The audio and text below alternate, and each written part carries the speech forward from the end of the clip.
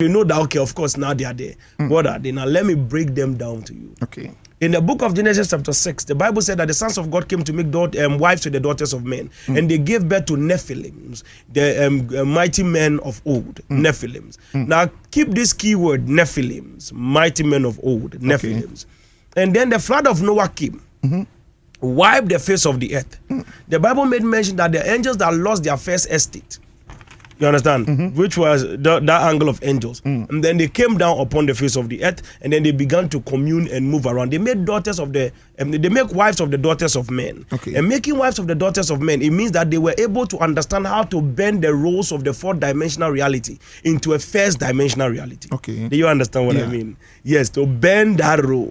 Now, in four-dimensional state, I want to break it down in a very simple manner for your understanding. Now, in this condition, we understand on the face of the earth that matter has four states, right? Matter is solid, liquid, gas, and then plasma. Exactly. Now, we always understood it that the first state of matter was solid. But then, if you want to understand spiritual things in the level, you have to reverse it and then turn the first state of matter to plasma. And then the second state of matter to gas, third state is liquid, and then fourth stage is the last state of matter, which is basically, it may even be the 15th state of matter, which is solid. That's the last state of matter. And then when you go down, you get to quantum condensation. But that one is like cold planets. Exactly. And other things. But then let's talk about matter here. Now, when God was creating the world, we were thinking the world was exploding, but it was actually cooling it down. So God was making things in a reverse form.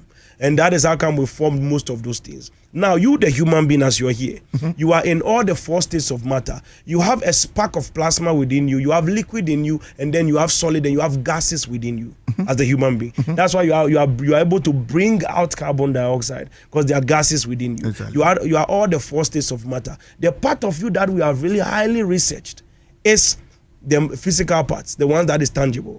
But then we've not been able to go deeper into the first state of matter, which is the plasma. So I've reversed it, which is the true way of how it's supposed to be.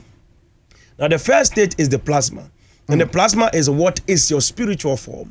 Plasma is basically negative charged ions and positive charged ions, right? And that's what plasma is. Now it is charged particles. When they say a particle is charged, do you understand what it is? In this context,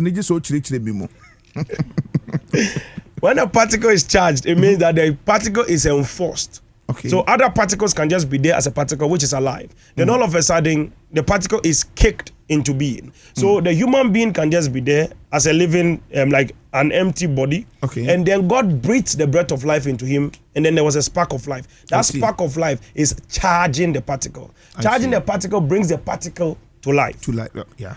You understand what I mean? And to charge particles, like plasma, is the spiritual face of things. Okay. Now today I want to break down to you what the fourth dimension, because all the prophecies I give, it all boils down to today, the 9th May, 2026. I'm now going to begin to prophesy. At first I was just joining catalysts.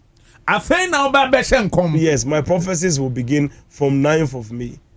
Yes, it's a different face altogether. But there will be other catalysts within the prophecies. But you see, a lot of people think I'm interested in NDC, MPP, politics, and everything. No, that's not my main reason why I'm here. Okay. The reason why I'm on the face of the earth mainly is this thing, this one. No. You see the UFOs, you see, so UAPs and everything. Exactly. That's the main reason why I'm here. And the onion starting saying come numponi. I mean, so Obetra will be there. I say you are what you say you are, by showing them the signs. What I say. So the Bible said, these signs shall follow them that believe, as the Lord lives, by the grace of God. And in that condition, we understand all the four states of matter. I want to teach something here today before I leave. I don't want it to just be, I've prophesied so many things out there. It's all happened. That is, I think we've run out of prophecies. But then we'll add more to it. We'll add more to it. So now, in this condition, people are asking, what is those things? Now, there are 7 entities in heaven that we got to in the book of Revelation. We have the living creatures, which Enoch saw, Ezekiel saw, and I saw them as well. We have the elders, the 24 elders.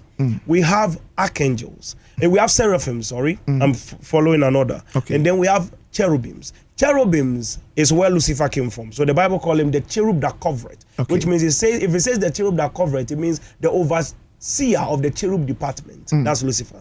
Then from there, you go to the next stage of operation, which is the archangels. The archangels, then the messengers. You know, sorry, the cherubims, the watchers, the archangels, and then the messengers. So the watchers are the ones in the middle, and then the archangels, and then the messengers. These are the categories of angels. Now, there was a fall in heaven, which the angels fell. They went against God. And the angels that fell, they were the department, the category of the watchers, and some few of the cherubims that fell. You understand? When those cherubims fell, in Genesis chapter 6, they came to make wives of the daughters of men, and then they gave birth to Nephilims. In giving birth to the Nephilims, that is where this whole alien thing began. I see.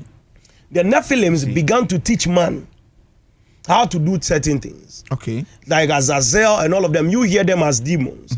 Yes, they began to teach man how to wage war, how to make weapons and everything. And then I always say one thing, because they had advanced technology and advanced knowledge. That's how come Noah was able to build the first submarine.